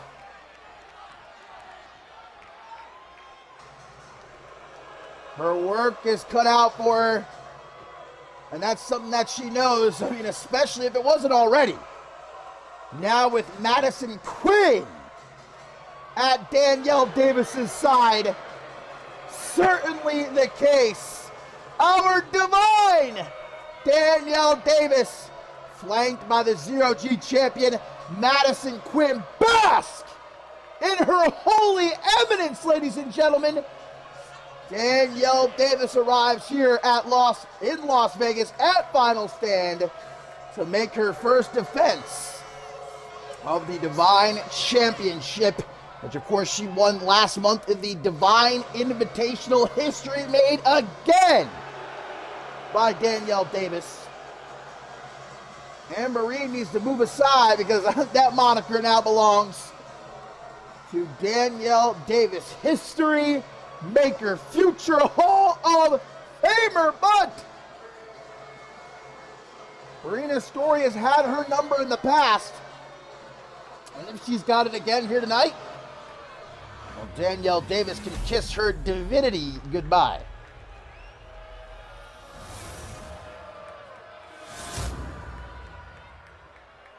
Tertiary main events and the biggest match of young Brina Story's career, the former women's tag team champion, in a parallel universe, Queen of the Ring. But of course, in this universe, that was never a possibility thanks to Danielle Davis, who under that pink hoodie brutally assaulted Brina Story, and we really saw what Brina Story was made of on that night in London, England at the Rulers of the Ring event. She still went ahead with the match despite being absolutely battered. And of course, Danielle Davis made short work of her, just a few minutes, and Danielle Davis became Queen of the Ring. Brina Story was put on the shelf for months. We were trying to figure out who was the pink hoodie attacker. Turns out, all along, it was Danielle Davis. And while Brina Story got her payback at Validation in that street fight, but oh, will it be so much sweeter if she could take the Divine Championship from Danielle Davis here at Final Stand. That'll really be the final nail in the coffin, completing the revenge tour, if you will. But something easier said than done, especially, I've talked about it multiple times in recent weeks, that Brina Story, when it comes to Danielle Davis, she just sees red. She can't focus. We saw it in the Royal Rumble match at Mob Violence. Brina Story was so consumed with rage that Danielle Davis got the better of her, tossed her over the top rope.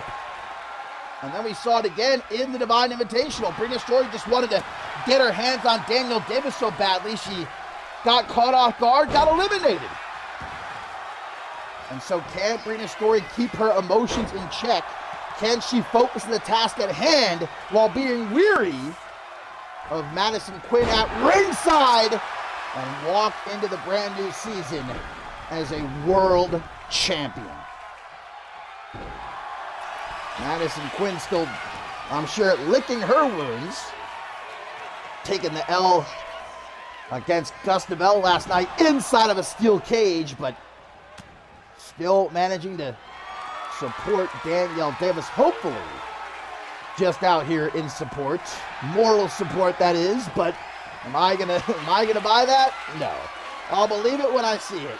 And hopefully, Marina's story is prepared for any shenanigans that might come her way. Because if she isn't, well, she can kiss her world championship aspirations goodbye. Sayonara. Marina's story, who's typically more of a high flyer, it seems, has maybe mixed up her game plan a bit here to deal with Danielle Davis. Some good old-fashioned wrestling to get this one underway. Back into the car, number tie-up. Marina Story able to get behind her, and there you go. Madison Quinn up to no good pretty early on here. Just slides a kendo stick into the ring as Davis manages to counter. I don't think she needs help just yet, and the referee's going to, well, she's trying to get that kendo stick out of here, but they're kind of sitting on it right now. Rear naked choke, locked in tight. Marina gonna get to her feet. Danielle Davis keep it on top of her though, like a monkey on a cupcake. Ref has tossed out the kendo stick. There we go. Punch to the gut and another. Marina gets herself free. Hard up a tie up again, but quickly grabs Davis with the back of the head, drags her into the corner. Forearm smash evaded though. As Davis is taken for a ride up onto her shoulders, drops down fast though for a reverse DDT. The first woman. Oh, come on! Just a few minutes of this match, Davis already looking for some extra leverage. Oh, man! That discus forearm smash. She said, sit down. Marina Story absolutely blindsided there. And the complexion of this one has changed drastically in just a matter of seconds. Now Madison Quinn, while the ref is distracted, counting the pin, has just removed that top turnbuckle cover. Oh, ref has seen it though. The ref is wise. At least this referee seems to be enforcing the rules, unlike others throughout the night so far. Marina dragged into the corner, face first off that top turnbuckle. And will we see the homage to her fiance, Blake Virtue, who was victorious last night against Ben Stacy?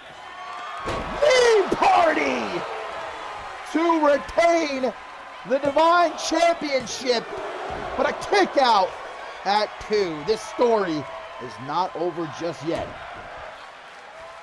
Danielle Davis can't help herself but to run her mouth, even in the middle of the match. A far cry from the Danielle Davis of old. Gets a bit overzealous, though, with that moonsault attempt. And Marina makes her pay. Big old kick to the gut. Chop to the chest. Slap to the face. Respect went out the window a very long time ago between these two. Big chop. Responds in time. There we go. Marina with a stiff slap across Danielle's face. You got to give it as good as you take it. Right edge chop. Forearms from the Divine. And an elbow across the chest. Danielle Davis is playing no games tonight. D-Day to retain. 1, 2, but another kick out. Marina Story keeps her head just above the water. Madison Quinn took off that top turnbuckle cover again. Oh, Danielle trying to scoop her up. Neck breaker real quick there from Marina. Davis, though, the veteran that she is, able to roll out onto the apron. Full steam ahead. No! Davis gets up the knee and now a springboard crossbody, a thing of beauty. Everything about Danielle Davis, though, is a thing of beauty. To the corner she goes. Davis with a kick right to the chest, man. Marina Story is down center of the ring. This is not what I expected, man. Danielle Davis is having her way with Marina Story thus far. But Marina's not done just yet. Tries for a single leg drop kick and get caught with a DDT from off the ropes. And why stop there? Not taking her finger off the trigger. There's the back elbow! Danielle Davis into the pin. 1, 2, 3, and Danielle Davis is still the Divine Champion. Guys, I don't know what happened. Brina's story, I don't know if the pressure was too much to endure. I don't know if her hatred for Danielle Davis simply clouded all other judgment or what, but Danielle Davis just wiped the canvas with Brina's story in this match. Well, if the Charm City Kings didn't get the job done, Danielle Davis would have been here to end the champion's curse. I mean, damn, she hit her with the knee party, the D-Day, and then finally that back elbow. Brina didn't hit anything. She didn't hit the monumental moonsault. She didn't hit the reins on the beltway. Here I was expecting this to be a potential match of the year contender, and honestly, I feel a little bit let down. But Danielle Davis did not come to fool about tonight. The Divine Champion is going to enter the new season still the champion.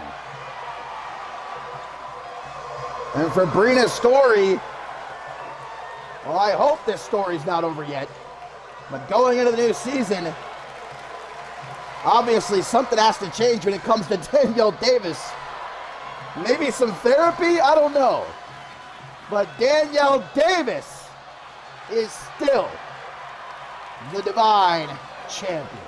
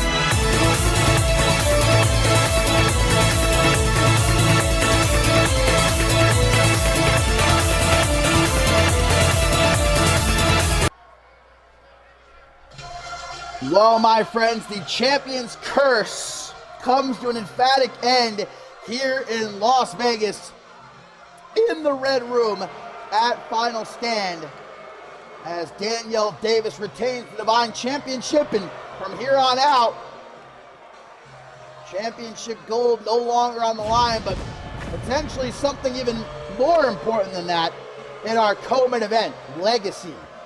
As the work ethic titan Bob Luger returns to CMV to remind everyone exactly who he is and retake his position atop the mountain on Octane. But standing in his way are two other legends in Troy Call and Aaron Stone. And Bob Luger knows if he's going to make a return to CMV, you know what they say, you go to prison, target the biggest, the baddest guy in the yard to prove a point that you're not to be messed with. That's exactly what Bob Luger has done. After the match between Troy Cole and Aaron Stone a couple weeks ago, he came down to the ring. He told the both of them, look, I'm back. And there's only room for one at the top of the mountain here on Octane, and that's going to be me. And Troy Cole, who at first didn't seem too keen to have to prove himself against someone like Bob Luger and certainly not Aaron Stone, but got talked into it pretty easily by the two of them, getting under Troy Cole's skin. The highest paid superstar in Octane history, looking to again prove his worth. I mean, he beat Aaron Stone a couple weeks ago, and he pinned Bob Luger just 2 nights ago on Octane. Now can he get them both at the same time? Here tonight, 2 for the price of 1. And although this might not officially be a number 1 contenders match for the new CMV champion Fidel de la Rosa, the winner of this certainly heads into the new season. You've got to imagine, and I think De La Rosa knows it, is going to be his top contender. Congratulations again to De La Rosa with the upset of the century, defeating Schmitty earlier tonight. But now the real hard work begins for the champ, as we're going into an all-new season and all new threats await. Spotlight's going to be bright for Fidel de la Rosa. We'll find out if he can handle that pressure or not, because these 3 certainly can. They've done it before. They've done it time and time again. Bob Luger, a former Alpha World champion, former global champion. Troy Cole, former global champion, former CMV champion. Aaron Stone, a 3-time global champion. When we say all-star triple threat match, we are not lying, my friends. Ego, pride at stake here in this one. Before we end the night, my friends, with Shay Hoxton's final stand, taking on the Intercontinental Champion Cam Harris in a 2 out of 3 falls, anything goes match.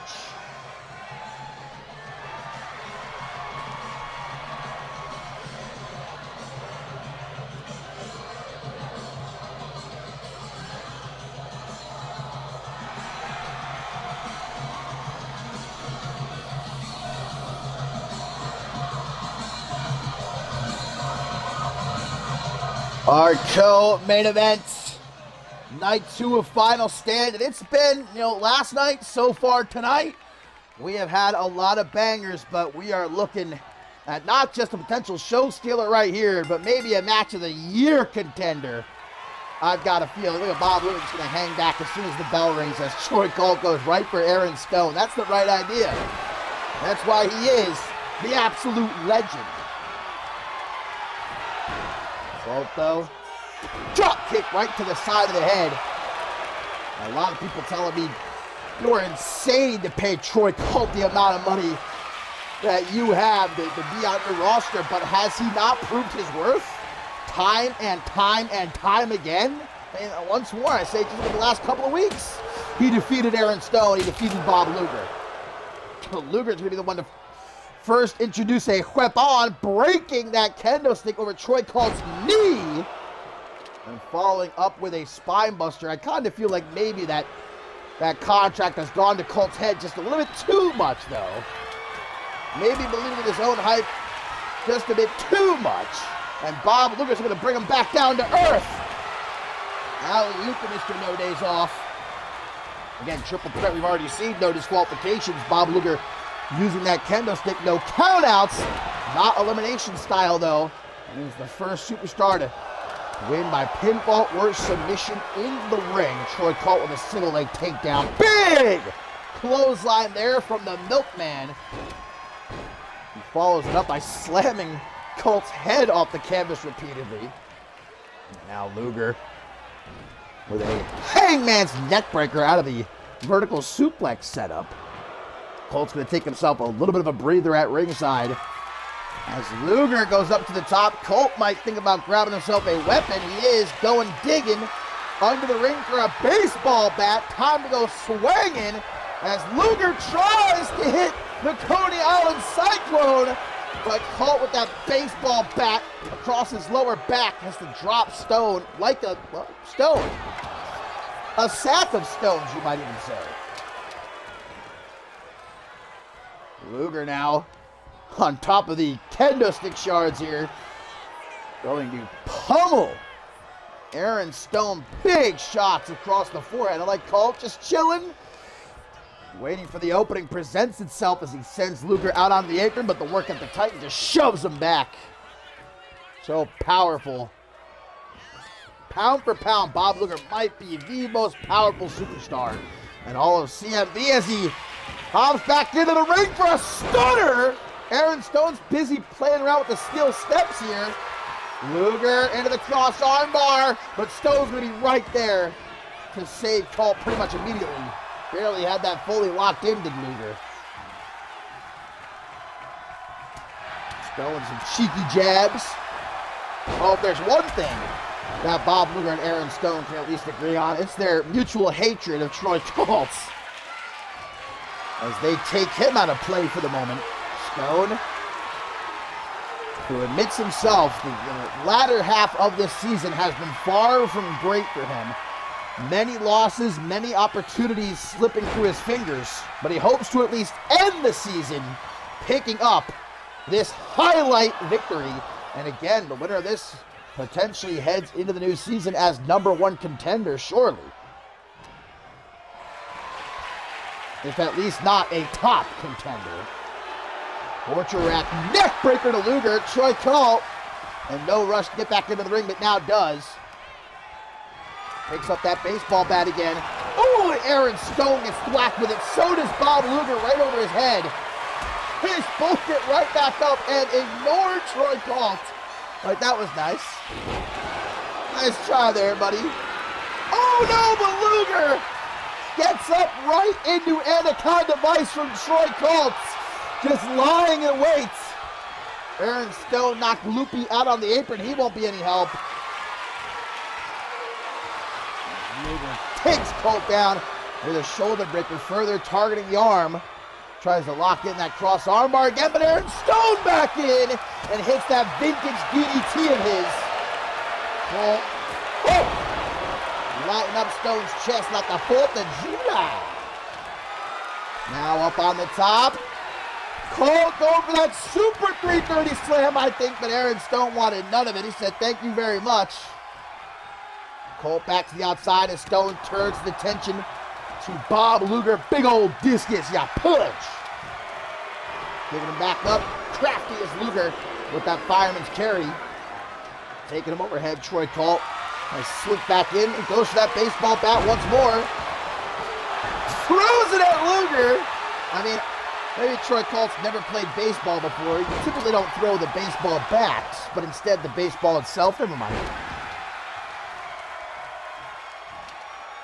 Stone just running down Colt as now he brings him to his feet. Might be time to check the back door, but Troy Colt with a jawbreaker stuns Stone. Colt kick though is evaded, and check the back door. Special delivery. Bob Luger is stuck. It seems like he's gotten himself caught on the steel steps over there. Stone hooks the leg, but Colt kicks out at 2. I think Bob Luger's foot is stuck in these steel steps. I don't know how that happened. Oh, here he goes. He figures it out. He solves the puzzle. Picks up the steel steps and chucks them to the side. He's managed to free himself. Luger back in now as Stone tries for the pin again, but doesn't realize Luger has gotten back into the ring. Off the ropes. Oh, chuck that boy like it ain't no thing. And Luger, no. Colt counters into an arm drag, but Stone from behind. Another DDT into the pin. Aaron Stone. 1, 2.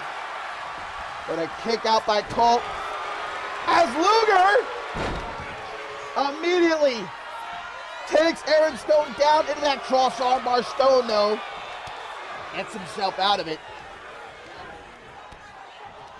Although you get trapped in a cross armbar like that, a couple of seconds, the damage is done. Anaconda Vice, but Luger's going to be right there to break that up pretty much instantaneously. Luger not impressed with Troy Colt's attempted primordial scream there. Not intimidated. The intimidation failed. Bob Luger with a Power bomb. No. But instead, drop Stone chest first across the top rope. Before going up onto Brett's rope and lining up his shot. The work ethic. Tie in with a wheel kick, a super wheel kick. Stone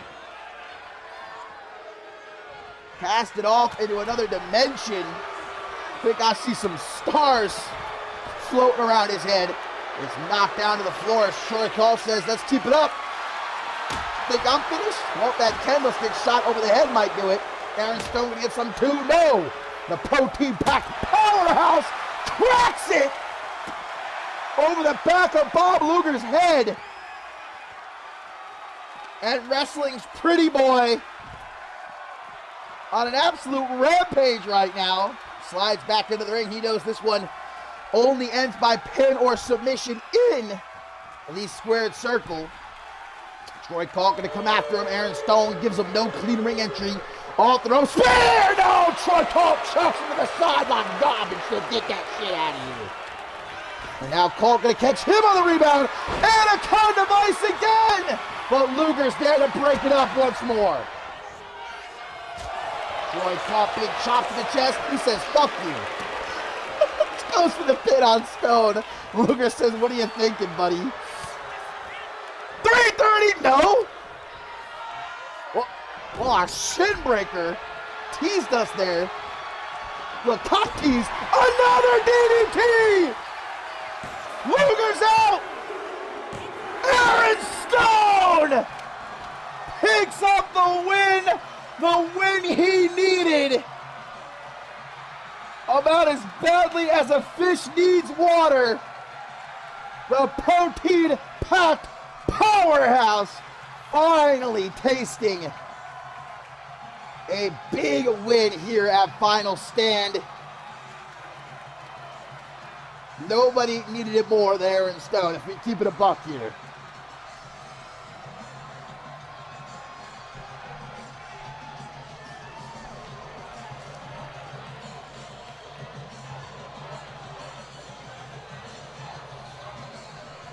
Three of the all-time greats just taking chunks out of each other. Exactly what I think we all wanted, and that's what we got. And Aaron Stone, at least on this night, emerges the better and ends the season that might not have always gone his way. In fact, most of the time it didn't. With a highlight, resume-worthy win here in Las Vegas.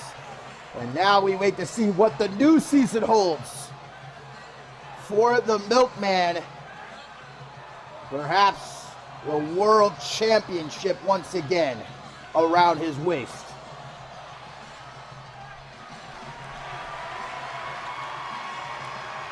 I think he can hardly believe in himself that he won this match.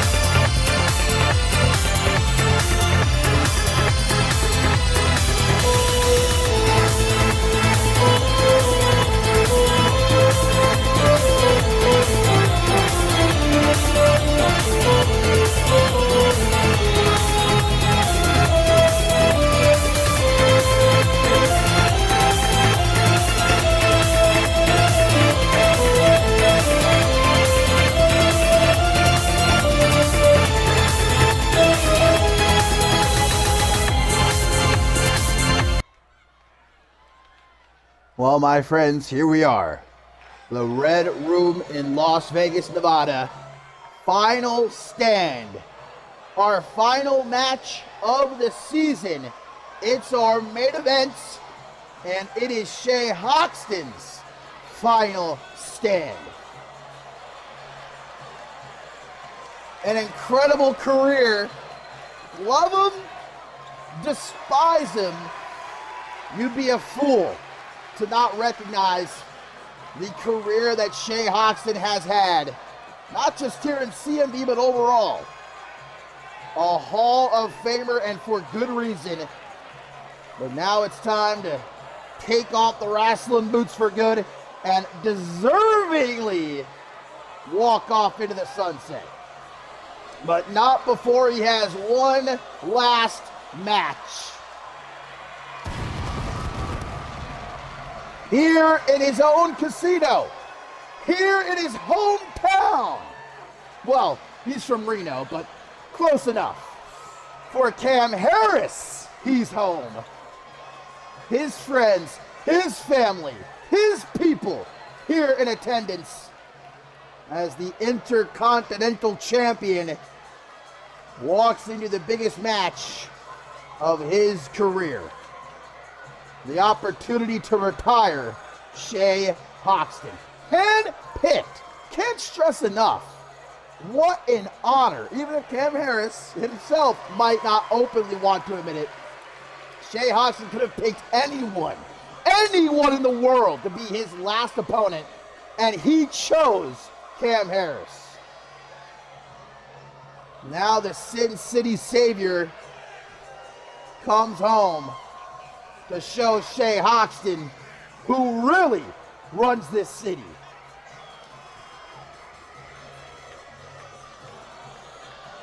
Two out of three falls. Anything goes as requested by Shay Hoxton. He doesn't want his last match ending in a sudden roll-up or any sort of bullshit like what we saw earlier tonight in the tag match, for example, the ref not seeing a rope break or something. Hoxton's not going to go out like that. He wants to make sure it's a match everyone will remember for all time. You can just tell Cam Harris is really soaking this in.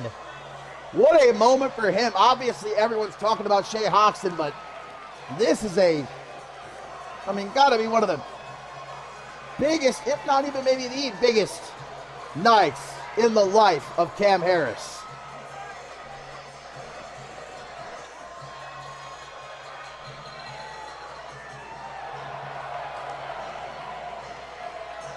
He, of course, bought out every single ticket to have not only a local wrestling school be in attendance, but obviously all of his close friends, his family are here.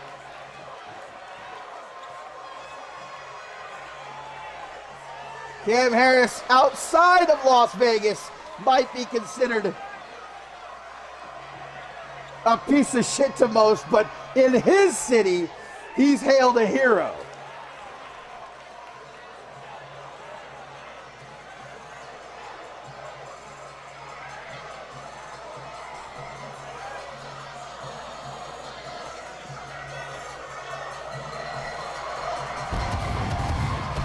Big C.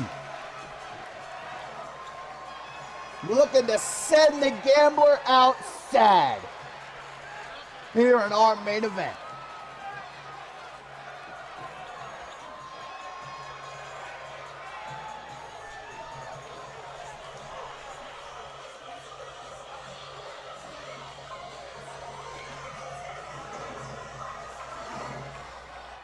And for the last time ever, my friends, Shay Hoxton is going to enter a CMV ring, a ring period. Unless, no, we of course saw his personal ring earlier tonight in his warehouse, so maybe from time to time he might get some workouts in that, but professionally speaking, oh, and look at this too. The real throwback, paying homage to himself. There's no one better to pay homage to when you're Shay Hoxton.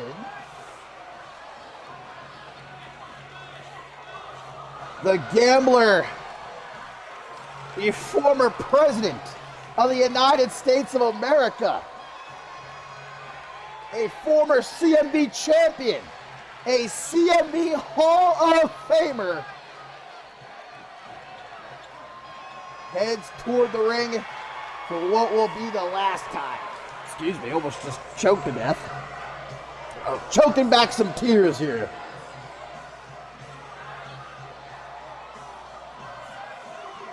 And if ever there was a time to aura farm, it's going to be in his casino in Las Vegas in his final match.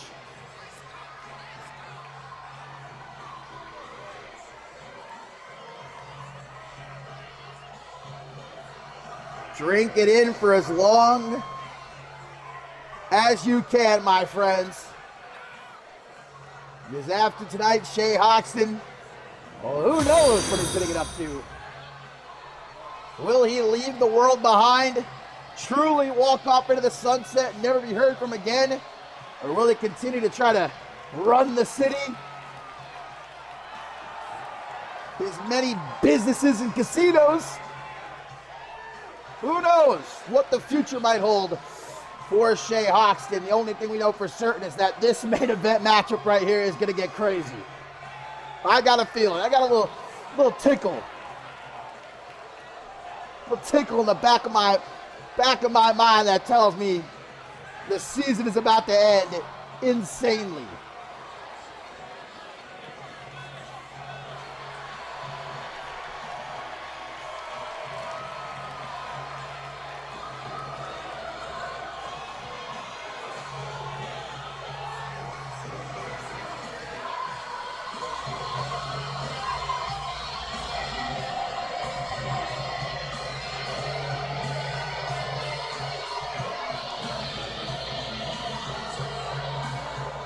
Our final match of the season. Our main event here at Final Stand. Cam Harris, Shay Hoxton. One last dance. Referee, ring that bell and let the mayhem commence as Hoxton, like a bull let loose from its pen, leaps at Cam Harris, jacks him across the jaw with that forearm smash, tries for the double hook stomp, but able to get out of the way as the Intercontinental Champion hoists him up, middle of the ring for a Jaeger bomb. Little taste of Hunter Quinn tossed in. 2 out of 3 falls, no countouts, no disqualifications. As the Sin City Savior looks to show the gambler whose city this really is. Elbows low to the midsection is Hoxton. Anybody that may have thought Hoxton was retiring because he couldn't hack it in the ring anymore has obviously been proven to be an idiot over these last few weeks with the bangers Hoxton has been having non-stop with the absolute best of the best from his past, from the present, and the future of CMV. Gorgeous pile driver right there. Turned around, maybe an early 21 attempt, I thought for a second, but Tiger suplex instead. As now he looks to play around with Cam Harris a little bit here. Some insult to injury. Scoops him up, and Harris able to drop down behind him. Takes out the back of Hox's knee. To ringside, gonna go digging for a weapon, but Harris is on his ass. Hoxton to grab that table though. Hoxton's got wood! But Harris, old school Schmitty to the gambler. First we had a Jaeger bomb, now we get an old school Schmitty. What? What the wait a minute. Is that Pete? Why the hell is Pete Jones coming out here? What? Wait, what? The new Rite of Passage champion? What stake does he have in this? What? What is he coming out? He's got the big Texas guitar! And it looks like he's helping Hoxton! Why is he helping Hoxton? He just shattered that guitar over Cam Harris's knee. Well, I guess Pete Jones didn't get enough earlier tonight, winning the Rite of Passage Championship. Now he's I guess paying homage to Shay Hoxton, trying to come out here and help him out. Of course, Hoxton had an ace up his sleeve. What am I thinking? Why am I surprised? No disqualifications, of course. What? Pete Jones with a super Spanish fly. I guess we're just going to keep his music playing. I mean, it is a bop. Hoxton down to the top with a beautiful missile drop kick. Jones up on top. Who's this now? It's Michael Carter! But Pete Jones gonna run him down. Here comes Michael Carter of the Second Estate to back up Cam Harris. And now we got Pete Jones and Michael Carter fighting out in the crowd. Still the World Tag Team Champions, of course. The Charm City Kings earlier tonight retaining in that fatal 4-way tornado tag team match. But now here comes this hulking beast of a man to even the odds. Hoxton's little tricks not going to pay off for him here. Pete Jones been neutralized as Hoxton now goes to that table. I can't believe Pete Jones immediately brought out the big Texas guitar. Big Texas watching, just furious right now. Who am I kidding? He's probably at some local soup kitchen or something, I'm sure. Giving back to the community. As Hoxton gets sent back into the ring, Michael Carter just fucking whipping Pete Jones all around. Good God. Collar and elbow tie up. I guess these two are just going to stay out here. We got two different matches going on now. Cam Harris going to get back into the ring, and Hoxton going to follow him. Well, good. Keep yourselves out there so we get the rest of this match uninterrupted. Harris going to go for the pin. Remember, 2 out of 3 falls. Nobody has scored a fall yet. You can score a fall by pin or submission, but only in the ring. It's not falls count anywhere. Hoxton going to roll him up. Cheeky Hoxton going to try and steal it, but Harris reverses. Able to kick out before even one is the gambler. The Intercontinental Champion looking to hit the jackpot! Great camera cut there. Brilliant, brilliant.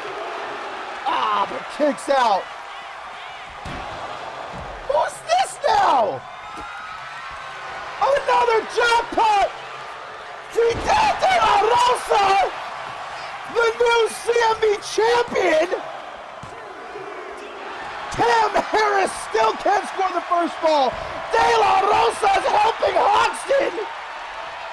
What? Takes Harris down into a crossface. But here comes Carter. And Hoxton, classic. Ah, but Carter breaks up the pin. Why the hell would Fidel de la Rosa be helping Shay Hoxton? I mean, well, I guess they do both hate Schmitty. Maybe Hoxton even gave De La Rosa some pointers on how to deal with Schmitty. Of course, De La Rosa defeated Schmitty earlier tonight to become the new CMV champion. So those pointers perhaps paid off, and now De La Rosa paying it back? I'm just guessing here. I have no idea what is happening. Now these two going all the way up the, well, it's not a ramp, all the way up the velvet carpeting. Another old school Schmitty. Andrew Briggs! Andrew Briggs is back! Andrew Briggs is back! And it looks like he's helping Hoxton too! What the fuck? Andrew Briggs, who got taken out by Blake Virtue, back in Mexico City, is now coming out here to help Hoxton. Who else? Who else? Did I say this is gonna get insane or what? Briggs, that shining wizard, sets up Harris perfectly for Hoxton to knock him right down to the floor. I can't even, man. I can't even. Where the hell is Brandon Ace? Well, just as I say that, I was just going to say, here comes Brandon Ace to try and even things up. Michael Carter's just swatting everyone to the side. And now the Charm City Kings backing up the Sin City Savior. This is a fuckfest.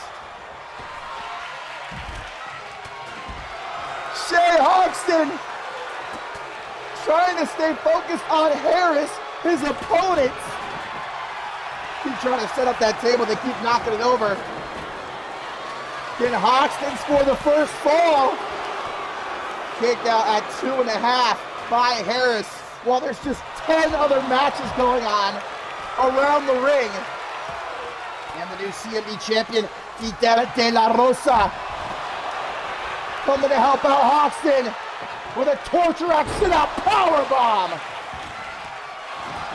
Sets up that table, but Harris very wisely able to roll out of the ring. Brandon Ace keeping De La Rosa busy while Hoxton tries to get Harris back into the ring. It's got Michael Carter in the background committing murder. Andrew Briggs maybe should have stayed in the hospital a couple of days longer. But I guess he wasn't going to miss out on this. Oh my God. Jackhammer on the floor, but in the ring, Harris to score the first fall, but a kick out. And De La Rosa again trying to give Hoxton an opening, but Harris gives him the double tap. Make sure he's dead. 2 to the back of the head. Out of the corner. Destino! What? Pete Jones, I forgot he was helping Hoxton. I forgot he was even out here.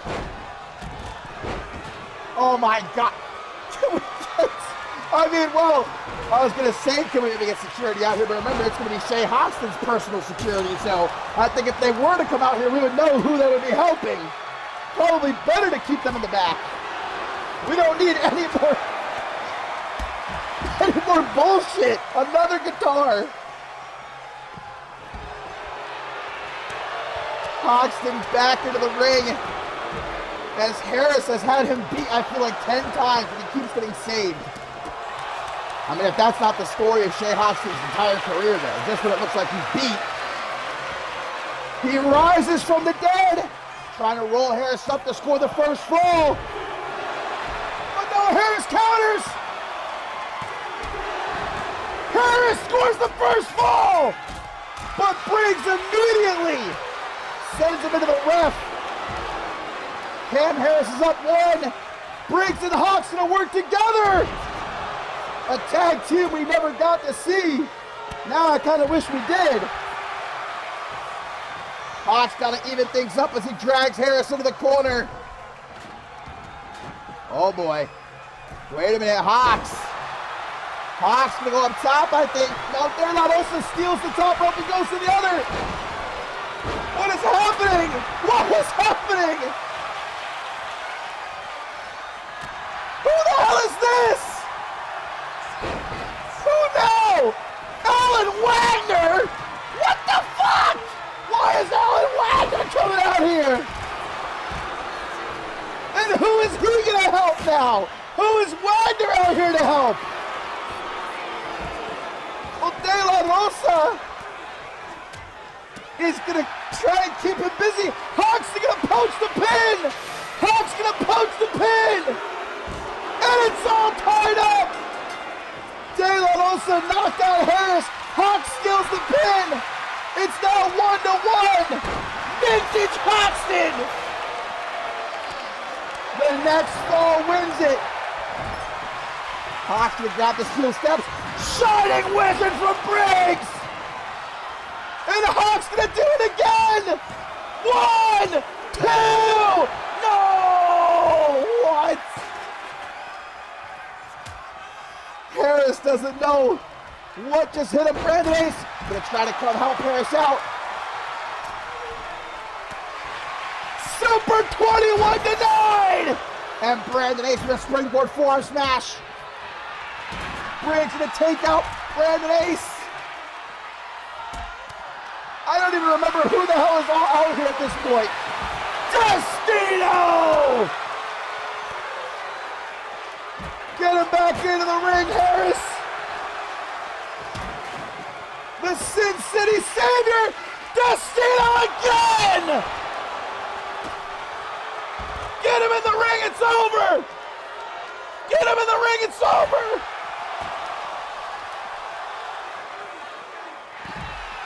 But Hoxton still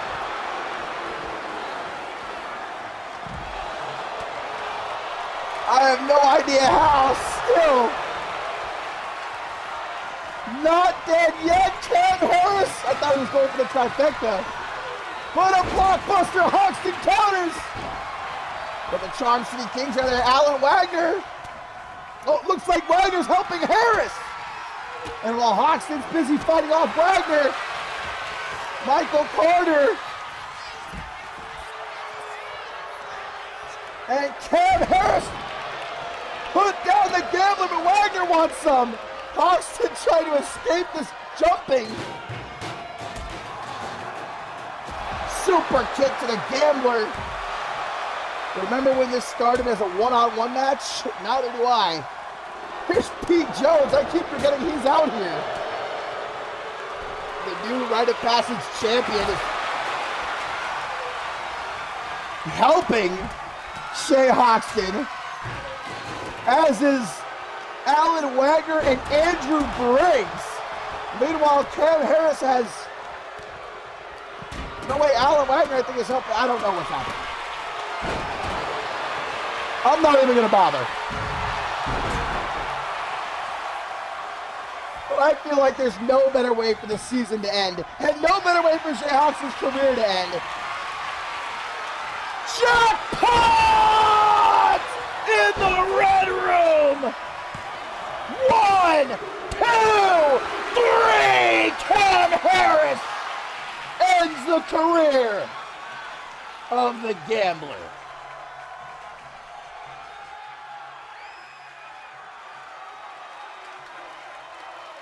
Insanity.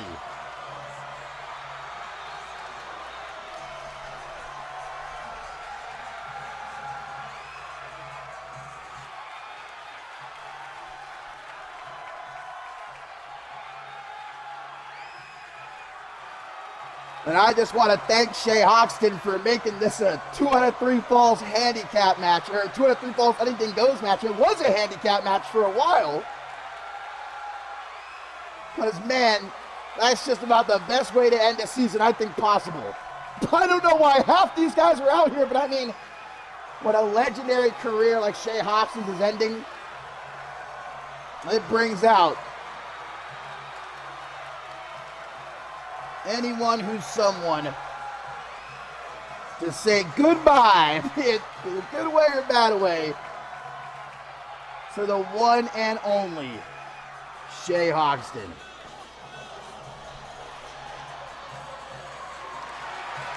Alan Wagner joining the Second Estates?